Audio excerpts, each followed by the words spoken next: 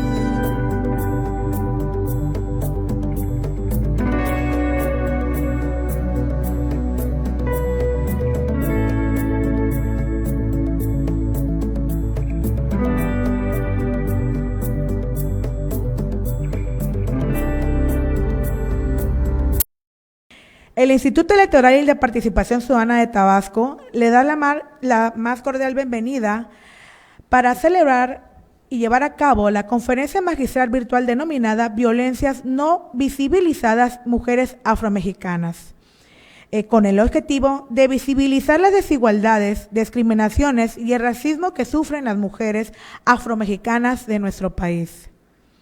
Este programa y conferencia va dirigido para el público en general y para nuestras mujeres indígenas y afromexicanas. Procedo a presentar a nuestras personalidades y autoridades electorales que se encuentran presentes en nuestro presidium virtual, quien está con nosotros, el maestro Hernán González Sala, quien será el moderador de este conversatorio. Bienvenido, mi estimado consejero electoral. De igual manera se encuentra presente la doctora Roselvi del Carmen Domínguez Arévalo, la presidenta provisional del Instituto Electoral y de Participación Ciudadana de Tabasco y presidenta de la Comisión de Igualdad de Género y No Discriminación. Bienvenida, mi estimada doctora Roselvi. También en representación tenemos a la licenciada Yadira Pantoja Pérez, del Partido Revolucionario Institucional, quien es representante del Consejo. Muchas gracias, mi estimada Yadira. Gracias, licenciada. De igual manera, en representación del presidente municipal del Ayuntamiento de Cunduacán, tenemos a la licenciada Margarita Castañón, directora de Atención de Mujeres del Ayuntamiento de Cunduacán. Bienvenida. En representación del presidente municipal de Huimanguillo, a la licenciada Esperanza Sánchez Moguel y la licenciada Verónica Morán Lázaro, quienes se encuentran en la Dirección de Atención de las Mujeres del municipio de Huimanguillo. Bienvenidas.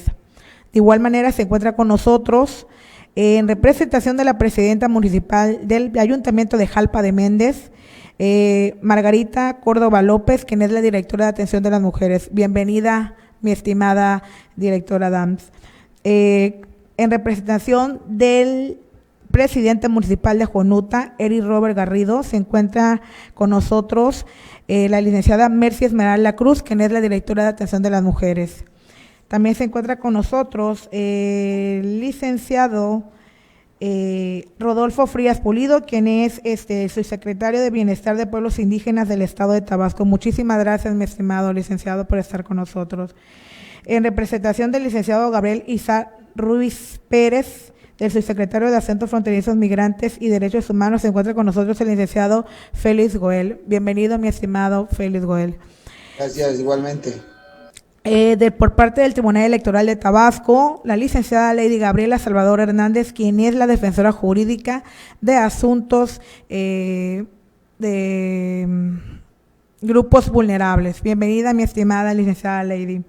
Está con nosotros la coordinadora del área jurídica, la licenciada Karina Ruiz. Bienvenida, mi estimada licenciada Karina. Por parte de la Comisión Estatal de Derechos Humanos, la licenciada Edith Guadalupe Magaña Hernández, quien es la titular del área jurídica. Bienvenida, mi estimada Edith Magaña.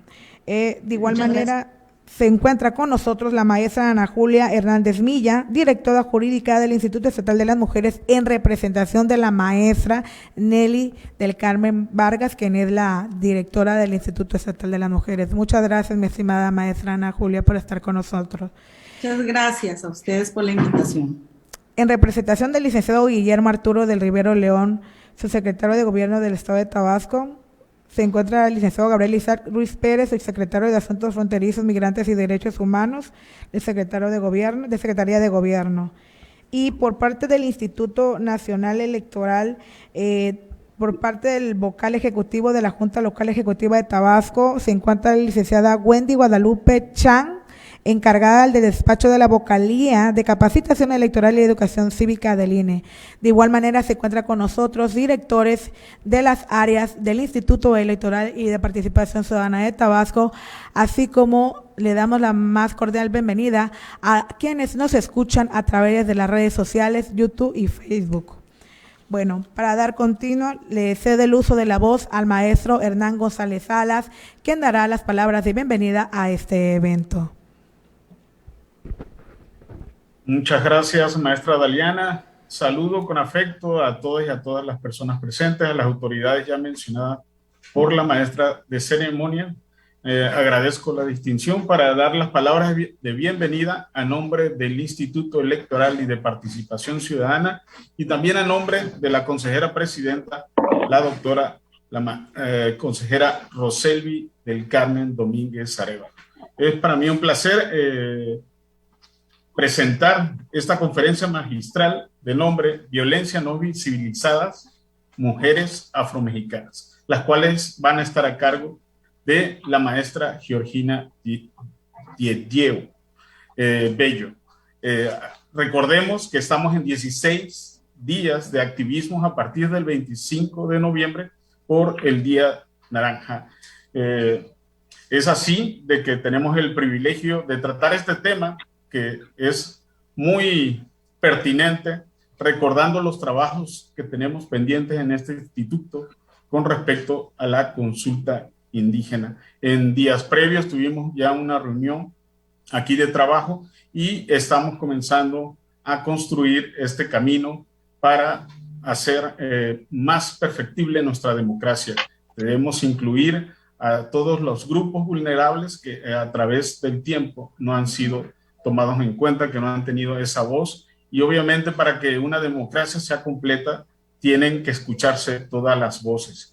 Voy a dar lectura a la síntesis curricular de nuestra ponente. La maestra Gina Diego Bello, pedagoga, educadora en y para derechos humanos, es feminista interseccional, activista afromexicana de la Ciudad de México, activista de Gorda Latinoamericana, integrantes de la red Sin Odio en México, colaboradora de Afrodescendencias MX, Investigación e Incidencias AC, columnista en el medio digital Opinión 51 y funcionaria pública en el CONAPRED. Afrodescendiente con genealogía materna mixteca zapoteca y paterna Diola Wolof Bouteme Senegal. Le dejo su tiempo, maestra, para escucharla. Muchas gracias. Muchísimas gracias por la invitación al Instituto Electoral de Participación Ciudadana en el Estado de Tabasco. Gracias, maestro Hernán, por presentarme. Y bueno, le doy una bienvenida y agradezco este espacio, tanto a la consejera presidenta como a los consejeros electorales, representantes de partidos políticos y todas las personas que están en este espacio y que nos visualizan desde las redes sociales. Bueno, creo que el tema de las violencias no visibilizadas hacia las mujeres afromexicanas es un tema pendiente a nivel nacional. Refiriéndome con ello, por ejemplo, que tomando en cuenta el último Censo de Población de Vivienda 2020, lanzado por el INEGI, refiere que somos 2.5 millones de personas que se autoadscriben, se autoidentifican o se definen reconociéndose como personas afromexicanas, negras, afrodescendientes en este país. Estamos hablando de que somos 2.576.213 personas, es decir, que el 2% de la población nacional actualmente en México se define y se reconoce como una persona con afrodescendencia. Es decir, 2 de cada 100 personas en el país están reconociendo su identidad, su cultura, sus tradiciones. Y de este porcentaje referencial estadístico, estamos hablando de que el 50.4% somos mujeres afrodescendientes y que el 49.6% de este mismo dato describe que son personas, hombres afrodescendientes. Entonces, tomando como este referente, la intención de esta conferencia va enfocada a visibilizar cuáles son los distintos tipos de violencia que se presentan en la vida de las mujeres afrodescendientes, cuáles son las intersecciones de las problemáticas a nivel nacional que no han sido visibilizadas y que no se ha reconocido cómo contrarrestar estas prácticas que son históricas y son muy antiguas. Cuando hablamos de mujeres afrodescendientes, es importante identificar que estamos ubicadas en los 32 estados de la República. Es decir, que en todos los estados de este país hay afrodescendencia y aunque los datos estadísticos muestran que mayoritariamente hay estados en donde hay más población afromexicana, es esencial tomar en cuenta que los datos hacen un referente primordial o importante, pero eso no significa que vamos a ignorar las distintas migraciones incluso que hay a nivel nacional con la nueva caravana migrante, en donde también hay población afrodescendiente. Cuando hablamos de las mujeres afrodescendientes en México, estamos hablando de distintos tipos de personas, es decir, distintas mujeres con afrodescendencia que conforman una identidad diversa o diferente, es decir, viven distintas condiciones de vida, con características totalmente diferentes, en múltiples contextos que pueden ser sociales, culturales, económicos, políticos, religiosos, educativos, familiares, ideológicos e históricos. Es decir, que a pesar de que la autoadscripción refiere a mujeres afromexicanas, negras o afrodescendientes, estamos hablando de distintas mujeres con características que tienen que ver con sus identidades o su construcción de identidad. Entonces, yo me gustaría como ejemplificar cuál es este mosaico cultural diverso de mujeres afrodescendientes.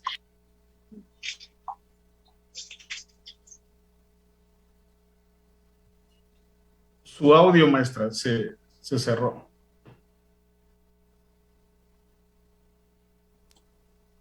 Listo, ¿ahí me escuchan? Perfecto. Estamos hablando de niñas, adolescentes, jóvenes, mujeres que profesan algún tipo de diversidad religiosa, mujeres adultas mayores de 60 años, mujeres con algún tipo de discapacidad y hablando de múltiples discapacidades. Estamos hablando de mujeres indígenas que se reconocen bajo la autoadscripción de un pueblo originario, pero que dentro de sus mismas historias y de sus narrativas de vida reconocen el afromestizaje de sus familias a través de estas mismas narrativas identitarias familiares. Estamos hablando de que son mujeres migrantes, que pueden ser afrobrasileñas, afroperuanas, afrocubanas, es decir, de distintos países latinoamericanos del Caribe, que incluso habría que identificar que estas mujeres pueden formar parte incluso de un grupo étnico de su país natal. También estamos hablando de mujeres en condición de refugio, es decir, que están en trámite. Hay personas que están en migración, es decir, transitando por el país, y hay otras que están solicitando el refugio para quedarse en México. También hablamos de mujeres de distinto origen nacional, que están en proceso de naturalización, es decir, o ya son mujeres naturalizadas mexicanas, que pueden ser de cualquier continente africano, que llevan más de 20, 30, 40 años en este país. Mujeres afrodescendientes, que son trabajadoras del hogar, mujeres afrodescendientes que viven con VIH. También encontramos mujeres afrodescendientes en situación de calle o en condición, como llamamos actualmente, en poblaciones callejeras, que son las más invisibilizadas, porque incluso si nosotros buscamos o intentamos rastrear datos estadísticos, no vamos a encontrar, y las únicas organizaciones o asociaciones civiles que tienen estos datos son aquellas que están directamente trabajando con estas poblaciones. Vemos también a mujeres privadas de la libertad o en situación de reclusión, que también son un grupo muy invisibilizado, mujeres con algún tipo de identidad o filiación política, principalmente considerando ahorita con las anteriores elecciones, se hizo una identificación de identidad por filiación política al ser candidatas, pero que estas mismas vivieron algunas condiciones o situaciones de violencia dirigidas a incluso amenazas o desapariciones. Ahorita vamos a abundar un poquito en estos temas. También identificar que hay mujeres afrodescendientes víctimas de desplazamiento forzado interno y que esta es la misma situación o caso en donde no encontramos datos estadísticos de investigación, pero identificamos que de acuerdo con las condiciones de magnoproyectos o proyectos a nivel local que se han estado desarrollando sin previa consulta libre e informada, algunas de las poblaciones afrodescendientes se ven en la necesidad de obligarse a movilizarse a otras zonas, o incluso por temas vinculados con el narcotráfico, hay una obligación de escapar o de huir de esos hogares para evitar situaciones de violencia, pues que tengan que ver con feminicidios o situaciones de violencia generalizada, algunos conflictos políticos de violencia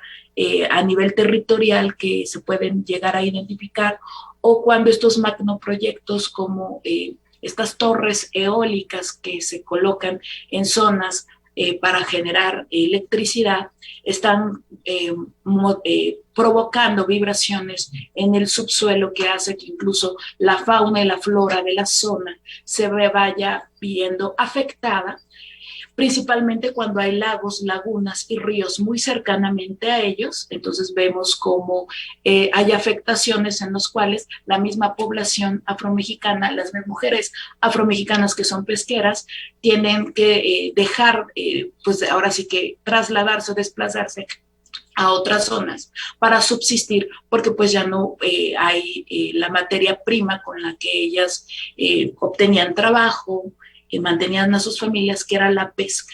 Entonces, identificar que estamos hablando de un mosaico cultural muy diverso de mujeres, incluso que hay otras que no son reconocidas, por ejemplo, las mujeres pequeñas o de estatura baja, aquellas mujeres que se hacen modificaciones corporales, como aquellas que tienen tatuajes, perforaciones, expansiones, escarificaciones, amputaciones o limaciones dentales, bifurcaciones, etcétera, que tiene que ver con estas cambios corporales. Y otras que también tendrían que estar ahí visibles como mujeres afromexicanas son aquellas mujeres que forman parte de la diversidad sexual. Entonces, si estamos hablando de que todas estas mujeres forman parte de este mosaico cultural, hablamos de mujeres de la diversidad sexual que pueden ser lesbianas, bisexuales, transexuales, que pueden ser intersexuales, y también al mismo tiempo ver que pueden ser personas que no se que no se identifican con esta etiqueta genitalizante de decir soy mujer, sino se quitan esa etiqueta y dicen soy una persona, y deciden utilizar quitar el binarismo de género que históricamente ha mermado nuestra sociedad y nuestra condición. Entonces, aquí entramos con este tema porque creo que antes de hablar de violencias en genérico, porque estamos hablando de que las violencias tienen que ser hablado y abordado desde un tema plural, porque son distintos tipos de violencia, creo que era importante darnos cuenta que cuando hay tantas mujeres afromexicanas, afrodescendientes y negras, con este mosaico de diversidad, estamos hablando de las intersecciones que deberíamos de reconocer desde nuestros espacios laborales. Entonces, ellas son quienes viven principalmente estos tipos de violencia que se está viendo ahorita en pantalla, que son las violencias físicas, psicológicas, sexuales, económicas y culturales, que son las que primordialmente vamos a ver en datos estadísticos, cuando hablamos y referimos a los tipos de violencia. Sin embargo, hay otras tantas que no están tan identificadas, pero que encontramos investigaciones e incluso trabajo de campo de parte de las asociaciones civiles en donde hablamos de violencia racial, que es la que principalmente golpea a las mujeres afromexicanas.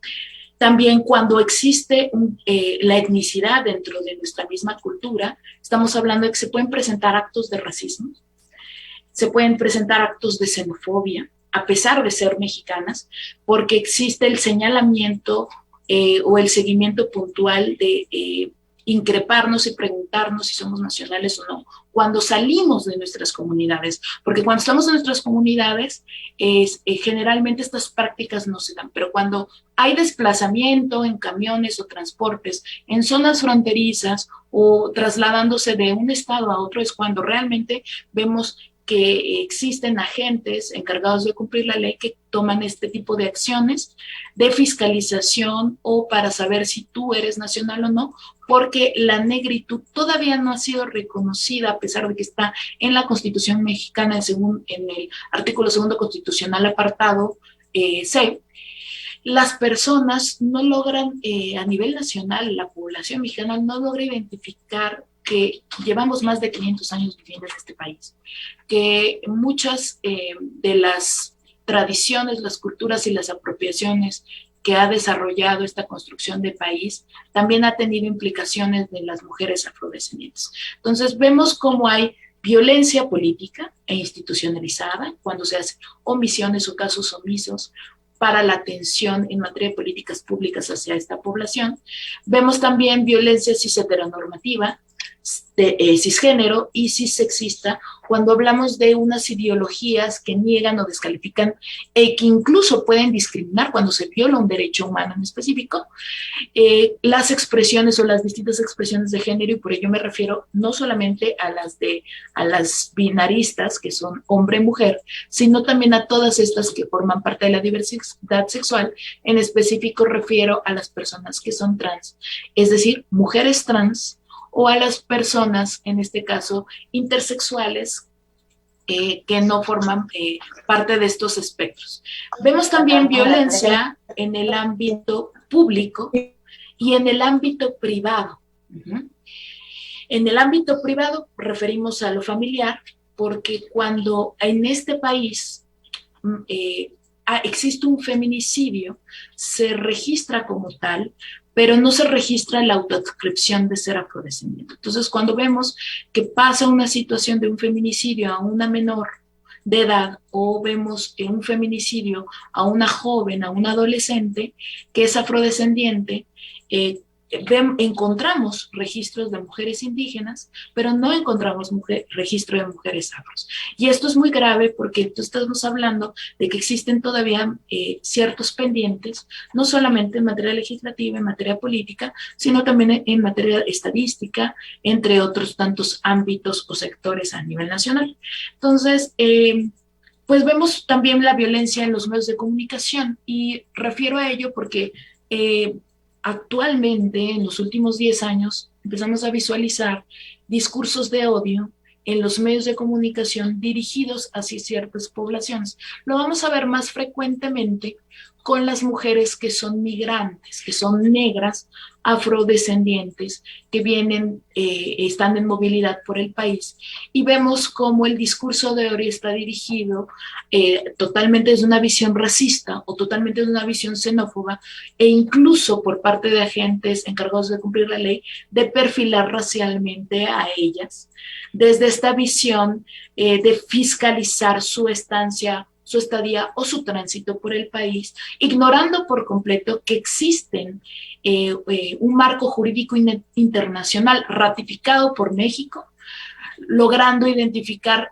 que las poblaciones migrantes son personas con derechos humanos, anteponiendo su condición de persona y reconociendo que migrar no es un delito. Entonces, migrar es un derecho humano y por ende las personas tienen derecho a movilizarse y a transitar. A veces se omite como este tipo de situaciones y se ve este tipo de violencia, pero también en los medios lo vamos a ver, en los medios impresos, en los medios visuales y digitales, por ejemplo, cuando hablamos de representación en los medios de comunicación, cuando nos damos cuenta que en este país el 10% de las personas, de las mujeres que escriben en una columna de opinión, que hacen periodismo y que están al frente de espacios importantes, solamente son el 10% y el otro 90% son los hombres. Ahora imagínense que de este 10% vamos a identificar a 10 mujeres afromexicanas que están en estos espacios, pero que no son tan públicas precisamente porque la representación las deja por fuera y son mínimos sus espacios en donde muchas ocasiones no les pagan por su trabajo, o en este caso no respetan sus aportes dentro de la misma identidad afrodescendiente cuando quieren escribir sobre estos temas. También vamos a ver poca representación en los medios de comunicación, refiriéndome con ello a que si nosotros vemos novelas, películas, cine nacional, teatro nacional, vamos a darnos cuenta que podemos contar a estas mujeres representantes con las manos de los dedos, así como yo les mencionaba con el periodismo. Si nosotros empezamos a indagar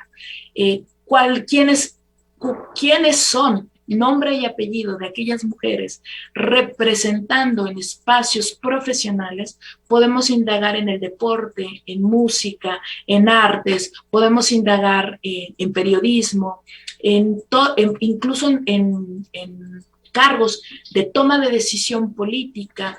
Si nosotros referimos al Senado, solamente está la senadora Celeste Sánchez Ujía.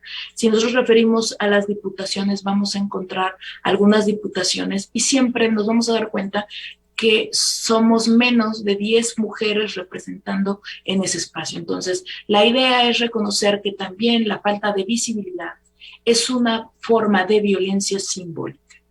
Y esto lo vamos a ver en distintos espacios. Y si nosotros rastreamos el motivo específico por el cual ellas no logran ocupar espacios de toma de decisión, ocupar espacios profesionales, tiene que ver con temas de discriminación, de desigualdad social que imperan desde procesos históricos de opresión en donde no se nos ha dado las oportunidades o se nos niegan las mismas a través de aspectos racistas o decisiones que en este caso limitan el goce y ejercicio de los derechos humanos. De igual forma, podemos ver violencia en el lenguaje, pues me refiero al lenguaje oral, escrito, visual, gestual y conductual. ¿Por qué?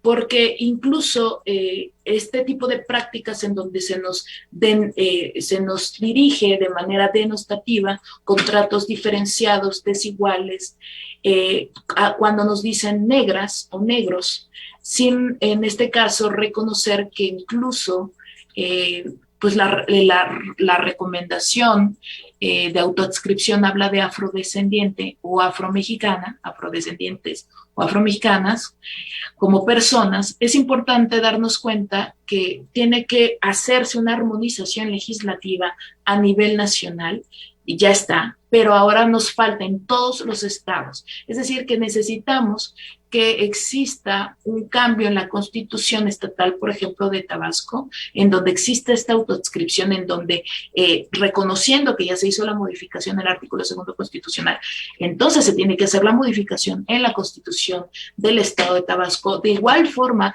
reconocer que se tienen que hacer modificaciones en el marco legislativo, en leyes secundarias. ¿Por qué? Porque no hacerlo es hacer una omisión, y hay que reconocer que las omisiones también son igual de violentas. También identificamos violencia obstétrica con referentes muy claros como son no tener acceso a servicios de salud, pero al mismo tiempo tener conflictos en el momento en el que uno va a ir, no sé, a algún hospital a parir. Llegas un lunes, te dicen que el médico no está y tienes que esperarte o desplazarte al siguiente hospital que queda en la cabecera municipal o queda a 1 hora de distancia, porque en los sectores de salud cercanos a tu vivienda no existen los servicios para la atención que tú requieres. Entonces, vemos estas situaciones en donde uno está enfermo, llega un lunes, no está el médico, te regresan a tu casa y tienes que esperarte al miércoles para poder ir a una sesión de revisión rutinaria por temas de salud. Entonces vemos cómo hay este tipo de deficiencias que están ahí latentes y que no son nuevas, son históricas, y tomar en cuenta que también forma parte de estas violencias simbólicas. Vamos a ver también la violencia delincuencial a través de la trata de personas, y con ello me refiero principalmente a las personas que están ubicadas en las costas, como son Veracruz, como son Tabasco, como es en este caso las costas de Oaxaca y de Guerrero, porque es la zona en donde niñas y adolescentes y jóvenes viven este tipo de condición de trata de personas, en donde incluso referimos a que debería de haber algún tipo de dato estadístico de recabación y de ajustes razonables para cambiar estas realidades, porque no deben de ser pasados por alto por las autoridades. Y pues lo principal, que es la violencia feminicida, que es esta forma extrema de violencia hacia las mujeres por el simple hecho de ser mujeres, en donde nos privan de la vida, nos quitan la vida, y entonces vemos como cuando pasan estos casos, que es lo que les mencionaba al inicio, simplemente no hay registro de que somos afromexicanos, ¿no? Entonces ni siquiera a veces lo quieren registrar como feminicidio, porque lo quieren registrar como un crimen pasional cuando eres una mujer trans afrodescendiente o afromexicana, o lo quieren registrar con otras modalidades que no dignifican a la persona.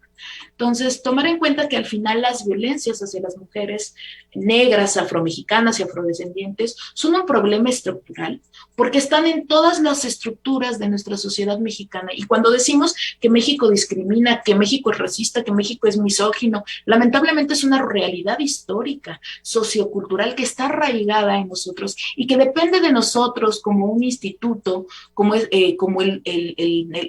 suyo, el cambiar este tipo de prácticas y buscar la forma en la que podamos armonizar, hacer reformas y cambiar todas estas situaciones. Porque al final vemos cómo hay discriminación racial, que es el trato diferenciado, totalmente desfavorable, inmerecido, que tiene la intención involuntaria de señalar a las mujeres afromexicanas, afrodescendientes y negras y atribuirles características totalmente devaluadas, que a veces van acompañadas de violencia, o en otras ocasiones no, pero cuando nosotros hablamos de que estas acciones están motivadas por, o en este caso, por el tono de la piel, por el origen étnico, por la cultura, la lengua, el idioma, la forma de vestir, el afro, el tono de la piel, y se viola algún derecho humano, estamos hablando de que no solamente impacta en la vida de las personas, sino cambia totalmente la realidad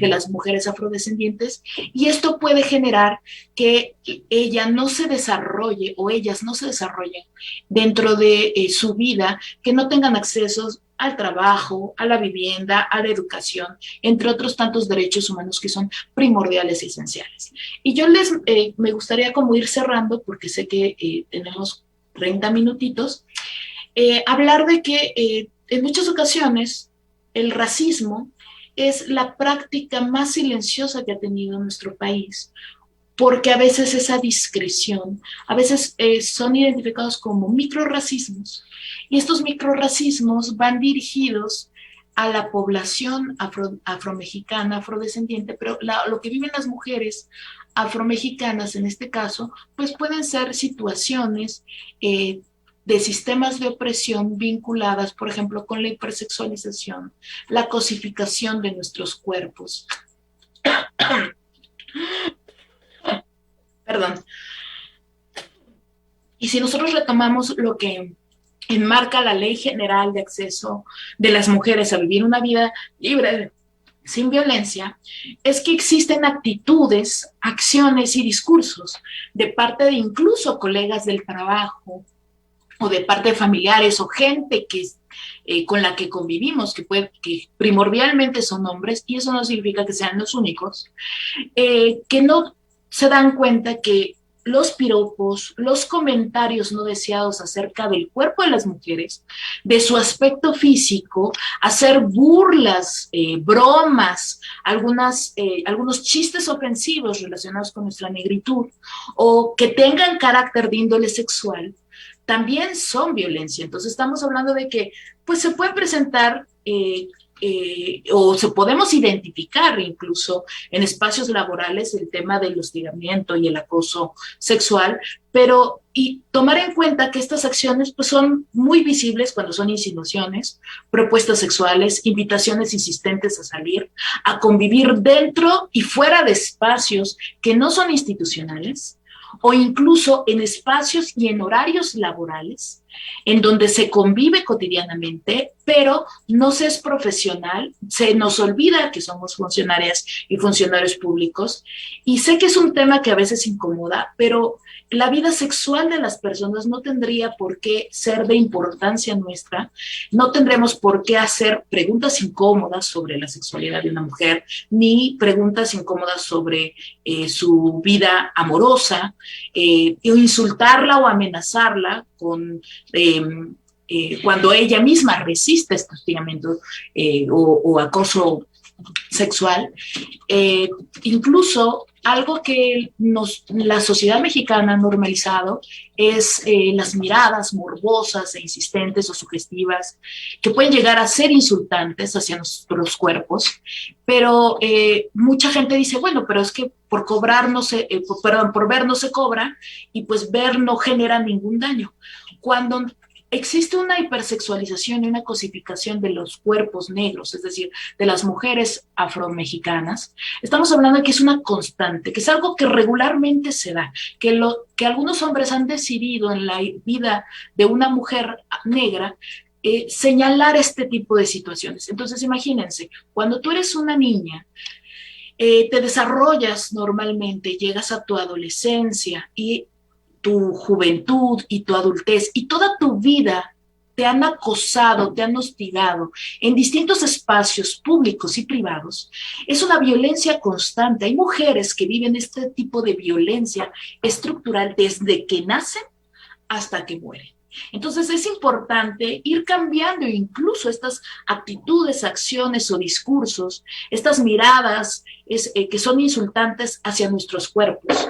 Evitar este tipo de prácticas, y por evitar me refiero a desaparecerlas, desarticular en nosotras y nosotros mismos las formas de generar violencia hacia por hipersexualización, cosificación de las mujeres afromexicanas, evitar silbidos, sonidos, gestos, andar enviando en chats institucionales o chats públicos con otros grupos contenido de índole sexual a través de medios electrónicos, tomar en cuenta que hay que cuidar las formas, pero hay que cuidar los espacios y que hay que proteger de acuerdo con este marco jurídico legal, ¿no? Entonces, reconocer que pues incluso los abrazos, los besos, los saludos tienen que ser con consentimiento de la persona, no sin su consentimiento. Entonces, todas estas expresiones de violencia y de equidad de género están manifestadas, pues, a veces con esta índole de naturaleza sexual por ser mujeres y que generalmente no son recíprocas. Entonces hay que tomar en cuenta que al no tener un consentimiento, estas pueden atentar a la integridad psicológica, económica, cultural, o sea, de las mujeres afromexicanas.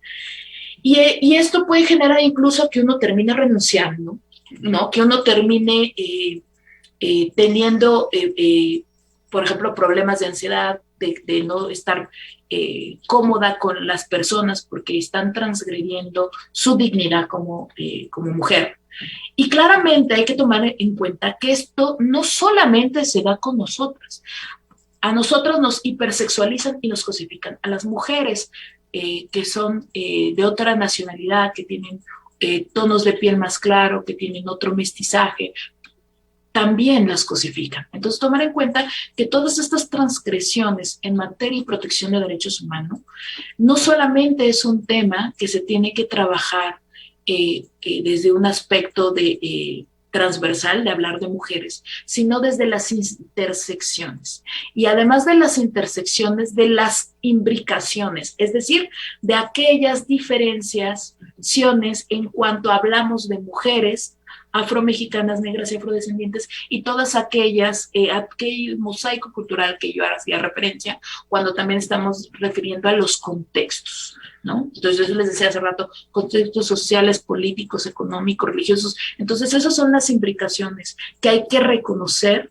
¿Por qué? Porque la idea es no solamente empezar a trabajar desde ahí, desde estos enfoques, sino también buscar rutas críticas de prevención, de atención, de sanción, de rescisión, pero también reconocer que hay que inhabilitar a aquellos funcionarios y funcionarias públicas que están ejerciendo este tipo de violencia, y no porque sea una solicitud expresa de las mujeres afromexicanas desde el activismo, sino porque lo dicta la ley, y que al ser funcionarias y funcionarios públicos estamos obligados a pegarnos a este marco jurídico.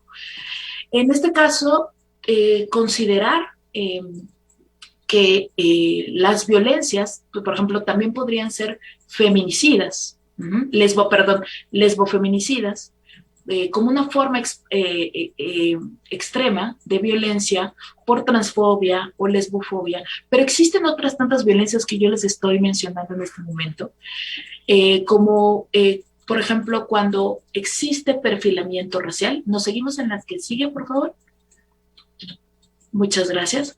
Cuando existe violencia por perfilamiento racial, que es el tipo de violencia y vinculada con el perfilamiento racial, y vemos cómo este tipo de interacción humana se da cuando se manifiestan conductas o situaciones que provocan o amenazan ya con un daño a la vida o con un sometimiento grave, que puede ser de índole físico, que puede ser de índole sexual, que puede ser de índole psicológico, y darnos cuenta que las personas afromexicanas, negras y afrodescendientes que viven este tipo de experiencia de perfilamiento racial, pues viven estas limitaciones potenciales en su presente y en su futuro. ¿Por qué? Porque hablamos de que México tiene, por ahí, no sé si puedan darle clic al siguiente. Gracias.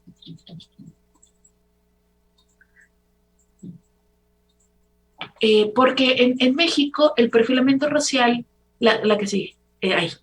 En México el perfilamiento racial refiere a un trato diferenciado de una persona o de un colectivo hacia otro, es decir, hacia las mujeres afromexicanas, basándose en aspectos que generalmente son muy subjetivos, porque pueden ser prejuicios, estigmas, estereotipos, es decir, juicio de valor previo, cuando tú ves a una persona, es la primera vez que la ves, no la conoces, pero emites un juicio a partir de lo que ves, lo que visualizas o lo que esa persona te representa. También vemos estereotipos, que son los que socialmente se han establecido como desde una visión de ideales, en donde la misma sociedad decide que ese grupo debería de tener ciertas características. Entonces, si nosotros hablamos de estereotipos hacia las mujeres afrodescendientes, pues hay un montón de estereotipos negativos, pero también positivos relacionados con nuestro cuerpo, con nuestras características, con nuestro fenotipo, nuestro afro, etcétera. Entonces, vemos cómo este tipo de violencias están basadas en prejuicios, estigmas y estereotipos, y los estigmas podrían ser, por ejemplo, el cabello afro. Cuando tú te transportas en el país, a mí me ha tocado infinitas veces, yo creo que esa es una de las razones por las cuales cargo con pasaporte, con el INE y con la credencial de la universidad y la credencial de CONAPRED, con el propósito de protegerme en el momento en el que existen estas detenciones arbitrarias por perfilamiento racial. Entonces, vemos estas, las he vivido yo generalmente en zonas fronterizas cuando me ha tocado trabajar al norte o al sur del país, pero también cuando abordo un camión, me piden identificarme.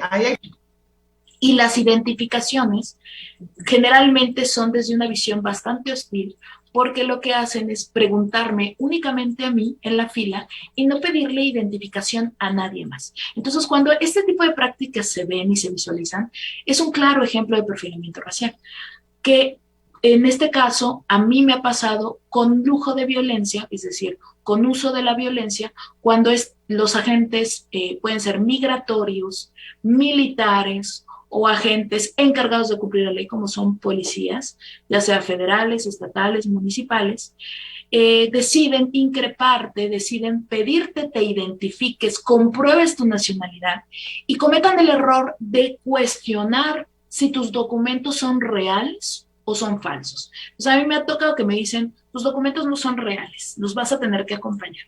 ¿No? Y dices tú, ¿por qué? Pues si te estoy dando el INE, bueno, saco el pasaporte. No. ¿Son documentos oficiales? Si son documentos oficiales, ellos tendrían que identificar que lo que están cometiendo es una violación a mis derechos humanos.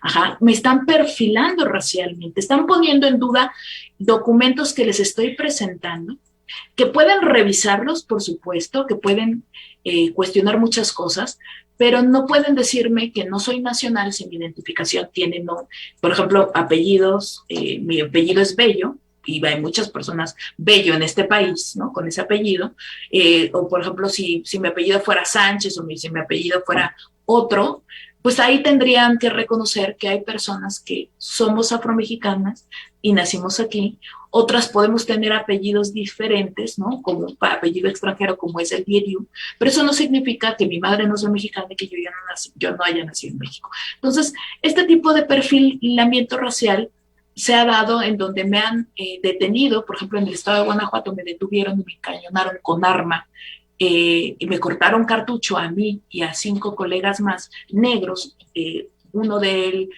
ellos, los demás eran nacionales y uno de ellos era francés, y cuando vieron su pasaporte francés fueron cuando decidieron replegarse, echarse para atrás y decidieron que ya no iban a proceder porque era un ciudadano francés con un pasaporte francés. Entonces vemos cómo este tipo de situaciones se dan de manera regular en zonas fronterizas, pero también se dan de manera regular en aeropuertos con revisiones exhaustivas de tus pertenencias, porque ponen no solamente en duda tu origen, sino también te consideran o te etiquetan bajo esta idea de que eres una amenaza. Entonces, ¿ponemos la siguiente, por favor? Estos son los componentes del perfilamiento racial.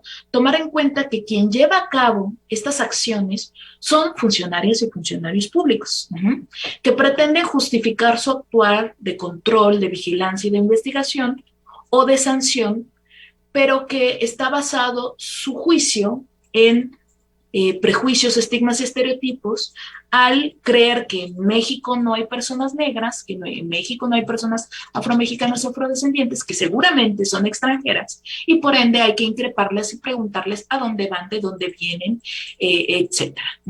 Y vemos cómo no existe en muchas ocasiones un motivo legítimo de estos comportamientos que son totalmente individuales, que es decisión personal de la y o el funcionario público de ejercer este tipo de violencias con perfilamiento racial. ¿Por qué? Porque si yo detengo a una persona y no detengo a las demás y no hago un semáforo, es decir, dejo pasar a una verde, detengo a una provisionalmente en amarillo, detengo a una totalmente en rojo, ¿no? Y a ella sí le reviso la maleta.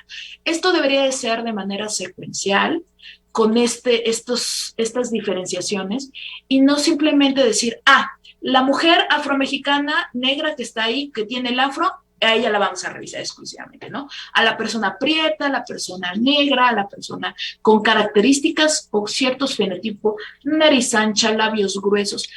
Aquello que es diferente es lo que casi siempre genera que este perfilamiento racial se dé. Pero también vamos a ver estas prácticas de perfilar racialmente incluso en las escuelas, ¿no? Cuando en una escolta te dicen, ¿sabes qué? Ponme... quítame la prietita, ¿no? Porque pues desentona, no la pongamos ahí, mira, mándala para atrás, o ¿sabes qué? Di que no alcanzó su promedio, quítala en la escolta, porque pues la verdad es que todas están bien bonitas, todas están participando muy bien, pero ella no me agrada como desentona dentro de la misma escolta. Y vemos incluso que cuando se solicitan empleo en espacios múltiples, diversos, vemos cómo incluso el perfilamiento racial juega un rol muy perverso, y estamos hablando de racismo, por supuesto, en donde incluso cuando te piden presentarte, descartan a las personas por ser como son, por su cultura, sus tradiciones, su tono de la piel, y por no tener o no cumplir con la estética supuesta que la misma empresa solicita o la misma institución de gobierno solicita. Porque aunque está estipulado que no forma parte de los procesos de contratación, las personas que hacen las entrevistas sí hacen a discreción este tipo de filtros que no deberían de existir, porque lo que estamos contratando son personas profesionales con perfiles profesionales en cumplimiento a los cargos institucionales que van a ocupar. Y no tendría que ser la apariencia un tema primordial para una contratación, porque el tono de la piel no nos quita ni las habilidades, ni el currículum, ni la profesión, ni el desarrollo, ni la experiencia que tenemos las mujeres afrodescendientes. Entonces vemos cómo incluso el perfilamiento racial puede ser sin violencia, pero también puede ser con violencia, porque el uso ilegal de la fuerza con tratos totalmente desinhumanos, degradantes hacia las mujeres afromexicanas, cuando te detienen, te revisan el cuerpo, cuando los hombres no tendrían por qué tocar tu cuerpo, sino tendrían que tener a una colega policía o una colega de agente de migración, revisar, que ellas son las que tendrían que revisarte y no el hombre, porque si no, esto está transgrediendo tu corporalidad. Entonces vemos cómo policías o en este caso representantes de este actuar de vigilancia tocan los cuerpos de las mujeres afromexicanas y se propasan. Entonces, son funcionarios, es un tema de orden público y es un tema que se tendría que contrarrestar con capacitación y sensibilización en materia de afrodescendencias, pero también en materia de violación de derechos humanos, pero también en temas de hostigamiento y acoso sexual, y entre otros tantos que tendríamos que ir provisionando o ir brindando herramientas educativas y de sensibilización para cambiar estas realidades, porque al final estas detenciones arbitrarias que son totalmente violentas podrían generar que la víctima pues no solamente viva discriminación o racismo o perfilamiento racial, sino también desapariciones forzadas, ¿no? Y tomar en cuenta que yo les estoy hablando como de un poquito de estas violencias, pero también considerar que las mujeres afromexicanas en este país vivimos discriminación, vivimos racismo, xenofobia, vivimos sexismo igual que cualquier otra mujer, machismo, misoginia, falocentrismo. Nosotros vamos a darnos cuenta, muchos me han preguntado, bueno, ¿por qué falocentrismo? Pues falocentrismo porque incluso dentro de nuestros discursos usamos el falocentrismo hablando de una palabra tan cotidiana en el discurso nacional, en distintos estados, hablar de vergas como si esa fuera la medida del discurso, o hablar en este caso del falo como si fuera la medida para poder hacer referencia de nuestro mismo discurso. Pero también vemos que hay transfobia, que hay lesbofobia, que hay bifobia, demifobia, adultocentrismo dirigido precisamente hacia nuestras poblaciones de adultos mayores. Y vemos prácticas muy elitistas, muy clasistas por el tema del tono de la piel, que nos segregan, ¿no? A discreción, por supuesto, que forman parte de estas intolerancias, más bien formas conexas de intolerancia, y que no están tan visibles, pero que están ahí. Uh-huh. Y que quienes las vivimos de manera directa, pues somos quienes estamos intentando pues llevar la voz y hablar de que estas cosas tendrían que cambiar. Y los cambios no solamente tienen que ser en el marco jurídico nacional, sino también en el marco estatal y en las leyes y en las normas. Uh-huh. Entonces, nos seguimos en la siguiente, por favor. Muchas gracias. Y bueno, considerar que pues, todas estas formas conexas de intolerancia pues están afectándonos a nosotras y a la niñez. Entonces estamos hablando de que niñas, niños y adolescentes, mujeres principalmente, viven otro tipo de violencias como es el acoso escolar, el bullying racista. Pero la que sigue. Vemos también acoso laboral o mobbing, que es cuando estás en espacios pues de trabajo, en donde hay un mobbing racista dirigido por el hecho de ser una mujer afrodescendiente.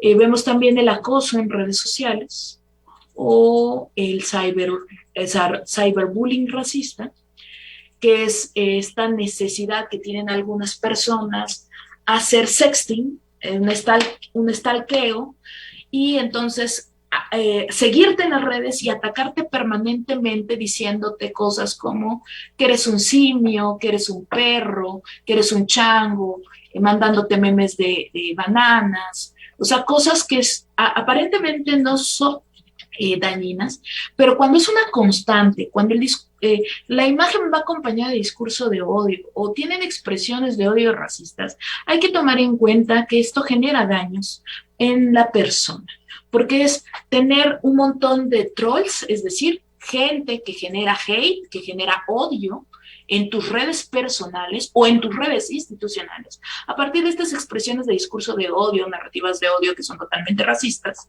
y vemos cómo estas expresiones de odio racistas son frases, son memes, muchas ocasiones son sexistas, tienen un uso de un lenguaje de carga totalmente peyorativa, totalmente agresiva, que excluye a nosotras las mujeres afrodescendientes, restándole valor al contenido que nosotros podemos compartir, o por el tema de la identidad, diciéndonos que no podemos opinar, porque no somos de aquí, que a mí me han inscrito infinidad de veces, ya lárgate de mi país, ¿no? Entonces vemos cómo estas cosas se dan de manera regular. Pero además como existe la necesidad de seguirte y atacarte con cosas como son la apariencia física, tu identidad, tu negritud, tu corporalidad, etc.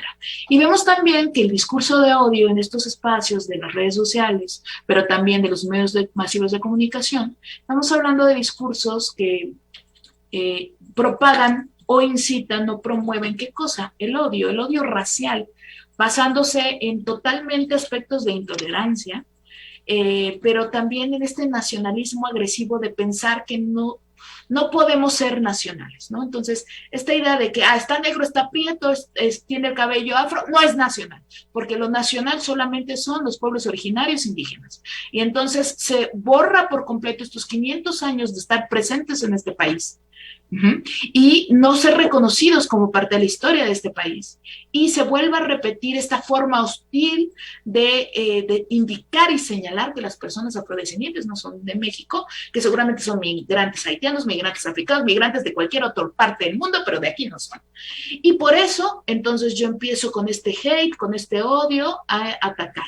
Y quienes están viviendo, por ejemplo, de manera regular este tipo de prácticas, vemos como en las narrativas, pues las narrativas son como esta forma histórica o latente del discurso que siempre ha estado ahí, que no es aislado, que estamos hablando de una narrativa histórica de un México racista, de un México que reproduce todas estas violencias en las mismas estructuras y que tiene contextos, que tienen motivos, que hay la necesidad de violar derechos humanos y de promover el odio.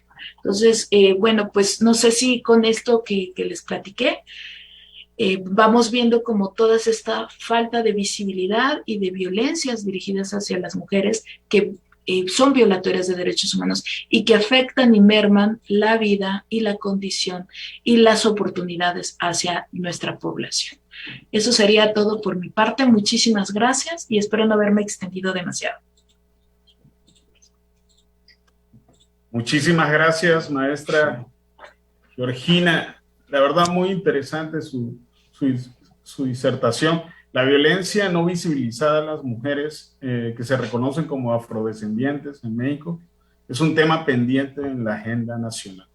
Es claro que se tiene que incluir y comenzar a trabajar sobre este tema tan importante, sobre esta población que ha sido invisibilizada y discriminada. A mí me llamó mucho la atención en su intervención los datos, obviamente, como bien mencionó, en este censo va a ser una gran herramienta que por primera vez se incluyó a las y los afrodescendientes, y en este caso, como mencionó, los 2.5 millones que ya aparecen en el censo poblacional 2020. En este caso, también mencionó que afrodescendientes hay en los 32 estados. Es claro que hay una presencia más grande en algunos estados como es Guerrero, Veracruz, pero hay una presencia en todo el país. También habló sobre la identidad diversa y los múltiples contextos. Esta parte se me hizo muy interesante porque obviamente es una población que tiene diversas realidades. No es estereotiparlas que están en un grupo nada más, por ejemplo, de extrema pobreza, sino sencillamente se encuentran en distintas realidades y contextos. También me llamó la atención cómo hace esa diferenciación, violencia racial o étnica y la xenofobia. El ejemplo que dio usted sobre esas desagradables experiencias cuando ha sido detenida, yo también una vez tuve una experiencia similar en un transporte terrestre. Migración me preguntó, ¿de dónde vienes y hacia dónde vas? Y le digo, de Tabasco y voy para México. Me preguntó, si vienes de Tabasco, dime cómo le llaman a la tortuga ya de otra forma. Y me reí y obviamente le dije pochitoque, icotea, tres lomos, diversidad que hay aquí en el lugar.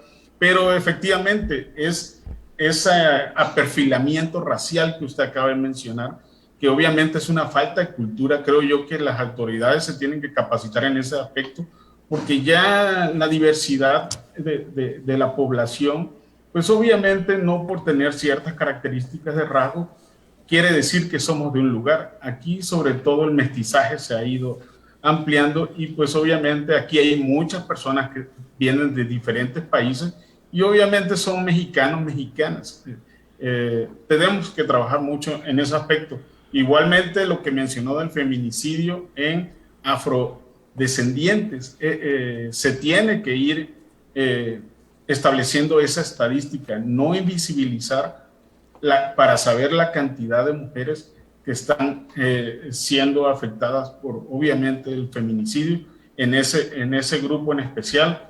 También los pocos espacios en los medios de comunicación, necesitamos obviamente de que esos espacios se den y para así conocer y resolver este problema. Lo del racismo, comparto lo que mencionó, es una práctica silenciosa, parece que el racismo ya desapareció, pero no es así, está ahí en todos los lugares. Una cuestión, me recordé en este aspecto, también nuestro entorno no ayuda. Hay un experimento que se hicieron con niños y niñas donde le colocaban un bebé de juguete de color oscuro y uno de color claro, y la mayoría de los niños y niñas escogían al bebé de color claro. y le preguntaban por qué, y ellos, algunos mencionaron que le parecía más atractivo el de color blanco. Pero ahí, por ejemplo, las empresas que se dedican a los juguetes, pues obviamente hay una tendencia de estereotipar cuál es el ser humano perfectible, por llamarlo así, y pues obviamente se estereotipa. Los niños y las niñas creen que nada más pueden, es bonito para ellas y ellos un muñeco de ciertas características. ¿Por qué? Porque todas las empresas van en ese sentido. Es algo muy grande, se tiene que trabajar en cosas profundas que parecen muy pequeñas, pero todo eso, esto es integral, es un problema que tenemos que atender de diferentes trincheras.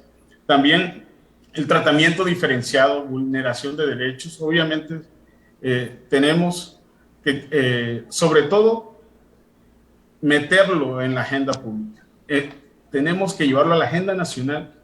Tiene que escucharse este tema en los 32 estados. Las representaciones de estos grupos tienen que ser escuchados y obviamente ser incluidos para que nuestro contexto cambie, esta realidad cambie, y obviamente este tipo de actividades que lleva a cabo el Instituto Electoral, pues sencillamente estamos poniendo una piedrita para construir. Esa es la única manera en que podemos cambiar nuestra realidad. Muchísimas gracias, maestra Gina.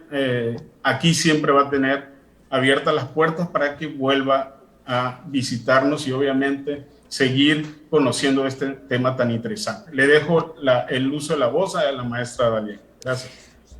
Muchísimas gracias, mi estimado consejero. Antes de pasar a la siguiente etapa, quiero agradecer por su moderación y por sus conclusiones y pues su audio, maestra. Dar lectura sobre todo dar lectura a su síntesis curricular. No le escuchamos, maestra Daliana. No me escucha.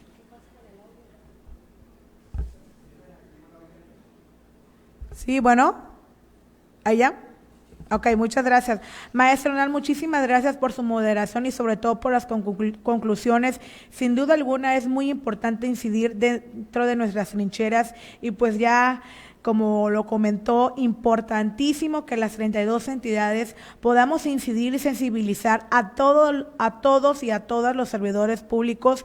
Y pues bueno, muchísimas gracias a nuestra ponente estrella, Gina, muchísimas gracias por aceptar. Y bueno, antes continuo para la siguiente etapa, quiero darle lectura rápida al síntesis curricular de nuestro moderador, quien es licenciado en Derecho por la Universidad Juárez Autónoma de Tabasco. Fue designado como consejero electoral del YPZ Tabasco el 30 de septiembre del 2020 y fungió como presidente de la Comisión Temporal de Debates durante el proceso electoral local ordinario 2020 y 2021. Actualmente es presidente permanente de denuncias y quejas y de seguimiento al Servicio Profesional Electoral Nacional del YPZ Tabasco. Cuenta con una experiencia de 11 años con actividades de la función de materia electoral durante los procesos electorales ordinarios 2011, 2012, 2014, 2015 y extraordinario 2015 y 2016. Ha participado en diplomados, cursos, talleres, foros, congresos relacionados en materia electoral y en la cual ha desarrollado una especialidad sobre el desarrollo de los cómputos electorales. Maestro Hernández González Sale, muchísimas gracias por su moderación y pues bueno, acto continuo, se disculpa la presidenta provisional, estuvo conmigo aquí presente de manera presencial, pero hay una reunión de trabajo y pues bueno, agradezco también la presencia del dirigente del partido Encuentro Solidario, mi querido doctor Ricardo de la Peña Marcel. Muchísimas gracias, maestro, por estar aquí con nosotros. De igual manera, se encuentran asociaciones nacionales, Asociación Itayuca, quien lo dirige Ofelia Catalán Solano de Baja California, y la Asociación Frente Amplio de Círculos de Estudio, Laura Estrella Valdés, quien es la coordinadora. Pues bueno, Ahora sí hago entrega de las constancias de nuestra ponente.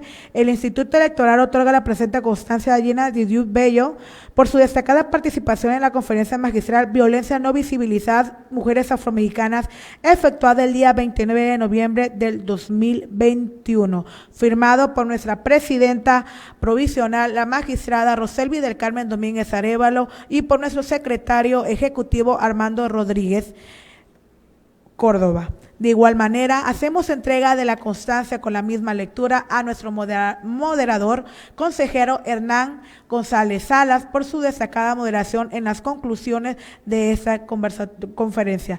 Muchísimas gracias a cada uno de ustedes, las autoridades que se quedaron con nosotros, y a las autoridades de nuestro Instituto Electoral de Participación Ciudadana de Tabasco.